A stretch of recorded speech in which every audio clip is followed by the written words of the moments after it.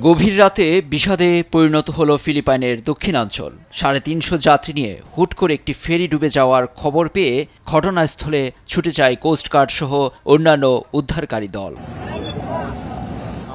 সোমবার স্থানীয় সময় ভোরের দিকে বাসিলানের জাম্বোয়াঙ্গা শহর থেকে পার্শ্ববর্তী মিন্দানাও প্রদেশের জোলো দ্বীপের উদ্দেশ্যে রওনা দেয় ট্রিশা ক্রিস্টিন ট্রি নামের ফেরিটি, কিন্তু যাত্রা শুরুর কিছুক্ষণের মধ্যেই ডুবে যায়। তার আগে রাত ১টা ৫০ দিকে একটি বিপজ্জনক বার্তা পাঠায় ফেরিটি। ফিলিপাইন কোস্টগার্ড জানায় এই ফেরিতে ৩৩২ জন যাত্রী এবং ২৭ জন ক্রু ছিলেন। তবে কয়েকজনের মরদেহ পাওয়া গেলেও ৩০০-র বেশি যাত্রী ও ক্রুকে জীবিত উদ্ধার করে নেওয়া হয়েছে নিরাপদ আশ্রয়ে। এ দুর্যোগকালীন পরিস্থিতিতে নৌবাহিনী, সামুদ্রিক পুলিশ, স্থানীয় সরকার ইউনিট সহ অন্যান্য জরুরি বিভাগ কাজ করছে।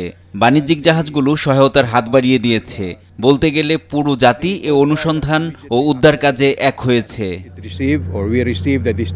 প্রাণহানির ঘটনায় শোক জানিয়েছে দেশটির সরকার। ১১,৬০,০০,০০০ মানুষ অধ্যুষিত ফিলিপাইনে ফেরি দুর্ঘটনা বিরল নয়। ২০২৩ সালে দক্ষিণ ফিলিপাইনে একটি ফেরিতে আগুন লেগে প্রাণ হারান ৩০ জন।